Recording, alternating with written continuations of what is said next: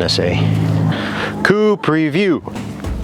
Here's the coop. It's 8 feet long from this end to this end, and it is 4 feet wide from this side to this side, 4.5 feet tall inside from here to here, and 4 feet on the other end. We have 7 laying boxes. I know there's a bunch of videos where people say it doesn't matter how many boxes they put in, their chickens all have a tendency to use 2 or 3 boxes and leave the rest of them empty all the time. Our chickens use all the boxes. They prefer the boxes on the ends, but they use all of them. For the roosts, we decided to use full-size 2x4s. Give them nice wide roosts on which to rest their breasts when they roost. This far corner up here, that's Spot, and they all kind of pile this way, and they like to hang out over here. That's why all the poop's here. We kind of wanted to try to do the, or at least I did anyway, do the deep litter method thing. There's probably like 5 inches or so of bedding in there. It doesn't really seem to do the composting thing the way that we understood it to need to happen, but I think part of the reason is because the chickens never stay in there. They never scratch around, and I think the reason they never scratch around is because we never throw scratch in there. I think it's kind of gross to throw food on top of poop, so they don't scratch around in there to get that stuff mixed up and let it sit in there for months at a time. What's wrong with you? She's precious. She attacked my drone earlier. Oh yeah. Maybe I'll put that in there. Yeah, she got an ouchie on the nose. Oh, these, we were having some storms where the winds were like 20 miles an hour with gusts up to like, what'd you say, babe, 40 or 50? 40 to 50. So this is not in the ground. We had talked about putting the legs into the ground inside concrete. For some reason, I just didn't do it. Probably because it sounds like a big pain in the ass. Coop is just sitting on those pavers. The thing is heavy, so it's not really going anywhere. But because we had that storm, we decided to put these outriggers on there. I think we're going to put riggers on the south side so that as the winter progresses and we start getting that strong north wind, we'll have more security that way. I wanted to take these off come spring because I don't like the way this looks. I think it looks like trash, but it's serving a purpose. So we'll probably wind up leaving it on there. I don't really think it's going to make a difference whether this is concreted to the ground or not. Tornado comes through, everything's toast. Sorry, chickens. The reason we moved the coop around this way is we wanted it closer to the house so that the dogs could get out should a predator get into the fenced-in area of the yard. Plus, if things were in here, it'd be closer for me to shoot them. Another reason we moved it around was so that we can use this to block having to look at the City boys offended by the lagoon. Yeah, I do not like, that's gross to me. And so I would rather look at the chicken coop instead of the lagoons.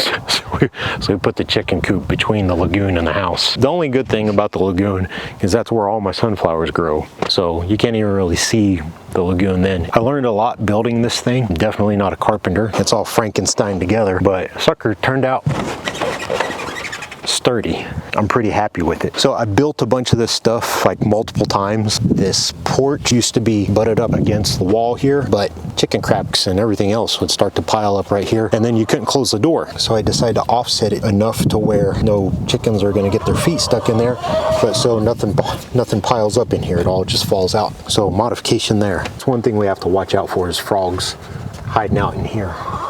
These raw pieces of unpainted wood covering the windows are basically windbreaks. There's still space in here, so they're still getting airflow through these windows, but I put these up to stop the actual wind. And I've been checking in there, and we haven't had any problems with body heat or breathing or anything causing condensation and humidity or any of that. It's stayed nice and dry in there. The windbreaks will probably come off in the spring again. And as much as I want the riggers to come off, I'm probably going to figure out a way to make these more permanent and maybe not be such an eyesore. I don't like them the way they are. You can make them look like flying buttresses, and they could be part of the chicken playground. Yeah. Yeah, we'll probably add some crap out here because it's pretty flat. They got nothing to climb on and stuff, and we want to give them more things to play around on. These ramps, I probably made 3 or 4 different iterations of ramps, and this is what we finally settled on.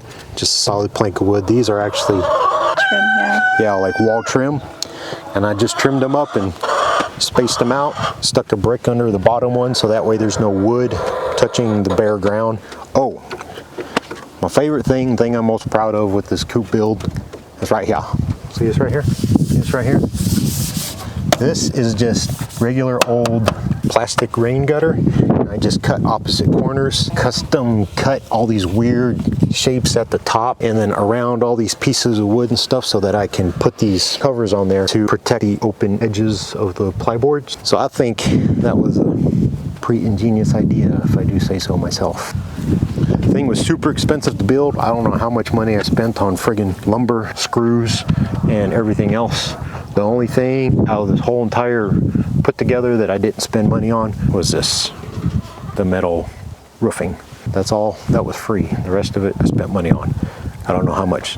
So this was the longest, slowest, probably most expensive way to build a chicken coop, and I would not recommend doing what I did.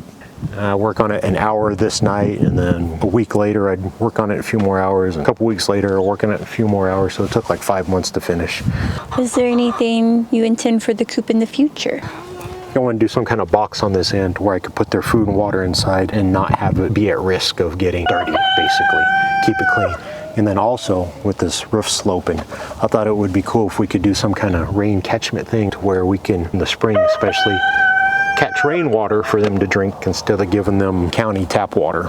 Would be super cool. If you're not subscribed, if you would subscribe. You got some constructive feedback that I can use, or some non-constructive, I don't care, leave a comment. Positive, negative, I don't care, leave a comment, it helps me out. Got some questions, let me know. Be on the next one, whenever that is. I'm so tired.